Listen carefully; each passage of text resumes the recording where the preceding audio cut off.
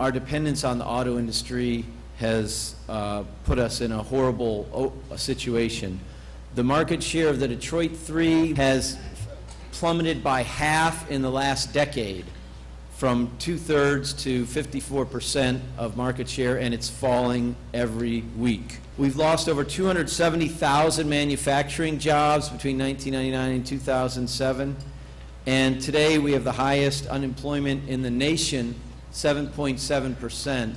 I would say if you want to encapsulate this whole situation in one story, you would look at General Motors and Flint, Michigan. In 1955, in a big story in Time magazine, it was reported that in Flint, Michigan, General Motors had 86,700 employees. Anybody in Flint who could work could get a job with General Motors. In 2007, General Motors has 73,000 employees in the entire United States of America. And Flint has been devastated. Today, poverty has increased 62.5%, the percentage of residents living in poverty. Over a quarter of the people living in Flint are below the poverty line, and 80% of those people in households in Flint living in poverty have somebody working in the economy full-time or part-time. So we need to change our situation. We know that the good jobs of tomorrow require training, post-secondary training, and that the jobs that do require training are growing faster. Even as I emphasize, and this is the thrust of Michigan's policy, the need to help people get training for jobs that are that require more skills, we have to admit as a society that there's a huge bulk of jobs out there in our economy, in Michigan and every other state, that do not require much training and that are poorly remunerated and usually don't have benefits. This slide shows the number of job openings right now in Michigan based on how much education or training they require. The very high bar requires high school diploma or GED, and the one to the left, the second biggest, requires nothing, and the ones to the right require increasing levels of education. Those of us in this room and in this business have a responsibility not to paper over the fact that there is a huge bulk of jobs in this economy working in this hotel, that the vast majority of jobs in healthcare are at the first rung, that the service jobs in this economy are what the auto jobs were in Flint, not in 1955, but in 1905. And it was workers organizing who turned those jobs in Flint into middle-class jobs. There was nothing inherent. Today you think, oh, an auto job, that's the, aristocracy of the working class.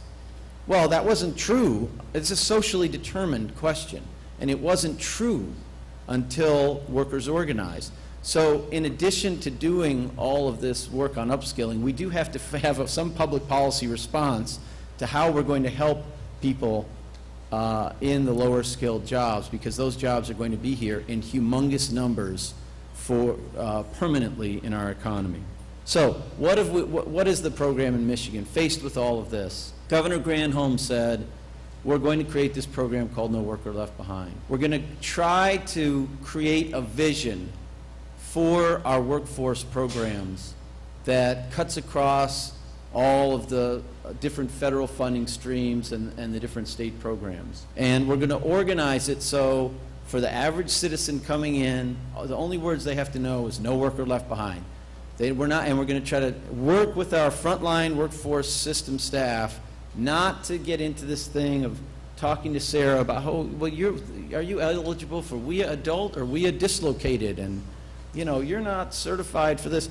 I mean, we need to make this available to all of our people in a way that they can understand. And our goal is to put more money out into the system to help with training. The basic plan is for us to double the number of Michiganders trained for high demand jobs over the next 3 years to 100,000. So we want to double the number of people we're giving certificates and degrees to that lead to good jobs. So who is eligible for this program? Basically, the eligibility is frighteningly broad. on purpose. We created it this way to challenge ourselves. Anybody who is unemployed, this is not the federal UI definition of unemployed. This means you ain't working today, come on in for whatever reason. Michigan will be better off if you get training and have new skills than we will be if you're sitting out there, so come in. And also anybody who is currently working but whose family income is $40,000 a year or less. The working poor, the lower, it's really the lower 40% of our workforce. And we've put rules in to exclude people of college age who are sort of going to go to college anyway, so parents, middle-class parents, don't use this to send their kids to college. What the program offers is an upfront assessment and counseling and up to 2 years' worth of free tuition and fees to complete a certificate or a degree in any four-year university, community college, or approved training program. You get up to $5,000 a year or $10,000 for 2 years. You get help with child care and transportation, and you get placement assistance after your training. The bottom line is that we're trying to take a couple generations of Michigan workers who may have come out of high school and gone to work at Ford or at some, tool and die shop or whatever, and they were there for 30 years, and that they thought they had it made, and they did, except that's over. And if they're displaced now, they're going to have to get retrained, and it's scary. And I don't want to go to, you think I'm going to go sit in that classroom with those young people and their iPods and everything else? Forget it. So we want to give people a hope for a new beginning. We have emphasized that this program is both aimed to help Michigan workers and to transform our economy. So people who need basic adult education are eligible for this program, but also if you're willing to go get trained for a job that's in high demand in your region of Michigan, what's an in-demand job is determined regionally, and you need a year to finish a master's program or to finish a BA. If it qualifies otherwise, you can get this assistance. What does the worker have to do? They have to go into their local Michigan Works agency and be assessed. They have to agree to pursue training for an in-demand occupation, a growing or emerging industry, or for entrepreneurship. No, you cannot get this, be part of No Worker Left Behind if you want to get your general business degree or a history associate's degree or something. It has to be for something employers need now. You have, the governor talks about it as a one-time deal during this trough in Michigan's economy.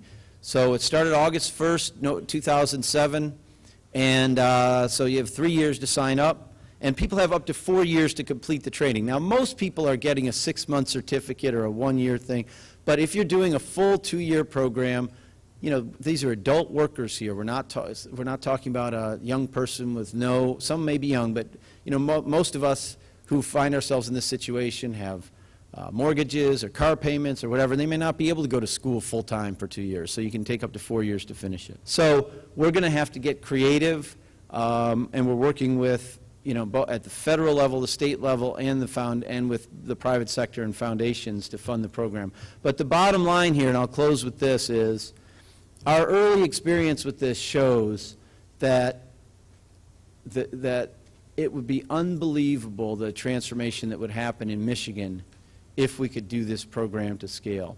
There's no question that upskilling the workforce is an independent contributor to diversifying and rebirthing Michigan's economy, and it's got to be true everywhere else.